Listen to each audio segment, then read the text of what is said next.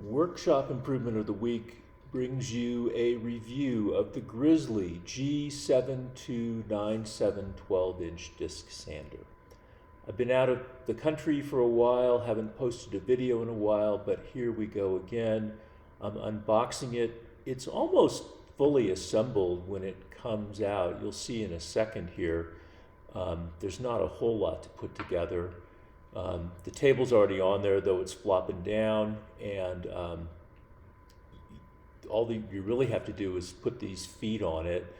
It wasn't super clear how the washers fit into the feet, but the picture in the instruction shows that there's actually two washers that go on the bottom of each of the feet, and then the bolt, and then the nut, and that all just screws into the bottom. The washers are a little hard to put in there, but you can just press them in with a screwdriver. And then for the feet, it just takes a socket wrench. A couple times I had to reach under and hold the bolt with a screwdriver, just a Phillips screwdriver, but it's super easy to put the thing together. The table comes with these, clamps that I'm sure you're familiar with those. You press them and then you can turn them a little bit, press, move it to another position, turn a little bit. They come so loose, it's a bit of a fiddle mess to kind of get them to tighten up enough to work how they're supposed to. So you just kind of work back and forth, as you can see me doing here, of holding it down, getting it into a new position, tightening it a half a turn, and so on. I thought the table quality was only so-so. I mean, I've got some other Grizzly stuff that's a little bit nicer. The table surface is a little rough, and these miter gauges or bevel gauges they've got on the table aren't great. On the other hand, once you get it tightened, it does true up pretty nicely. I mean, I didn't have any trouble getting it to a nice 90 degrees, or as close as I can measure, with my square. So I'm pretty satisfied with that. I do think if you wanted to move the bevel, do several bevels, one, I wouldn't trust the markings on their bevel gauge. I would measure the bevel that you actually set. And I just think it'll be a little bit fiddly to try to get the exact bevels you want. So I don't think that's super high quality. But if you just want to keep it flat, it's pretty easy to get it flat and keep it flat. The miter gauge is very loose in the slot. So again, if you're trying to do something precise, this is not your tool. Putting on a disc, they're adhesive back disc. You just peel off half of the adhesive, easy to do. Slip the part that you haven't peeled back into the slot, keeping the adhesive from touching the disc as you do that, and then you just eyeball it, and it's pretty easy to line up. I have this in real time. I didn't speed up this portion of the video. So you can see it doesn't take very long to slip that in there. Then once you have it done, you just rotate it 180 degrees, pull out the backing from the adhesive, and it's easy to press it on there. So that's pretty easy. There's one more adjustment. Once you get the sandpaper hooked to the disc, you need to adjust the distance from the table to the disc.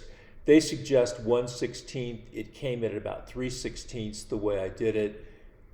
You can see here it didn't actually show me adjusting it, but it's just got 6 screws. You loosen them and you give it a slight tap. It's about that hard of a tap, just like not much, and it slides right over. So it's easy to adjust, easy to get it in position. There's a dust port. I found after a little bit of trial and error, I did have an adapter that fits nicely in there, and then my dust extractor fits right in there. So I'll just leave the adapter in there, and I can just press the dust collector in, the dust extractor in when I want to use it. It works okay.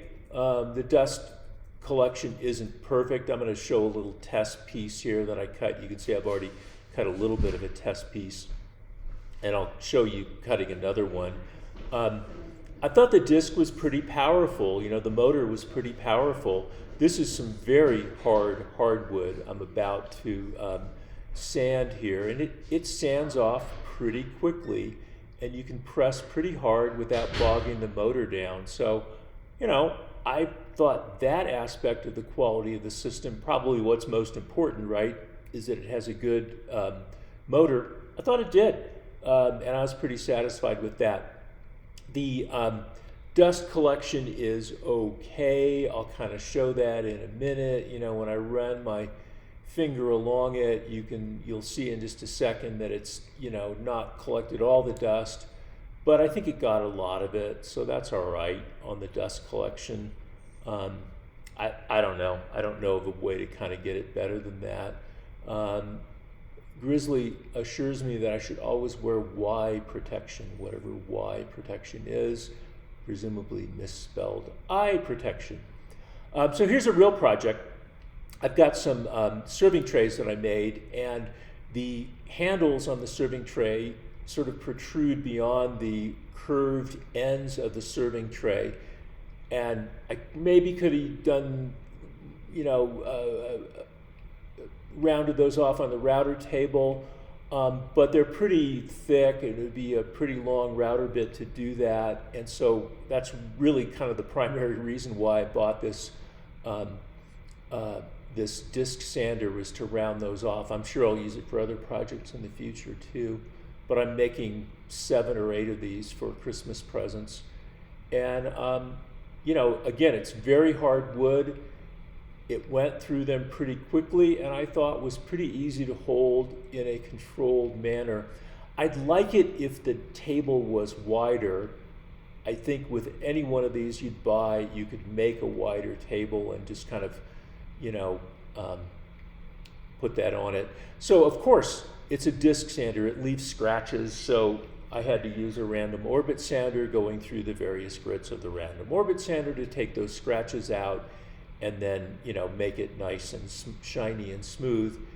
And then I, you know, I finished this thing with some paste wax, and I'll show you how the end of it looked, you know, after all that finishing in a minute.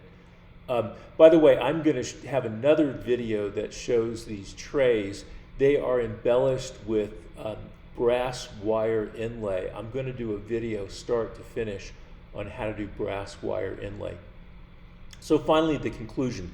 This was about $300 delivered, the Grizzly sander, and I think it's fine for that price. I think if you wanted to do a lot of bevels and miters and not have to hassle with you know, a less than great bevel and miter adjustment, you might want to look at a better unit, a more expensive unit. I'm not going to do that much with bevels and miters, and if I have to fiddle with it a little bit, you know, when I want to do a bevel or something, that won't be a big problem. So I think the quality was good enough for me. You know, you might find it different depending on how you're using it. So thanks for watching this. If you enjoyed it, I would you know, be very pleased if you were to subscribe to my channel and hit the like button. I will be showing more videos. Hey, there's my cat talking in the background. I will be showing more videos about once a week. Like I said, I took a few weeks off because I was in Spain and Portugal and Florida and taking some various trips. Anyways, you know, this is partially the disc sander results, and of course I told you I had to go over it with the random orbit sander, but it turned out really nice. You know, it shines up pretty nicely with the paste wax, so I'm very pleased with the final product.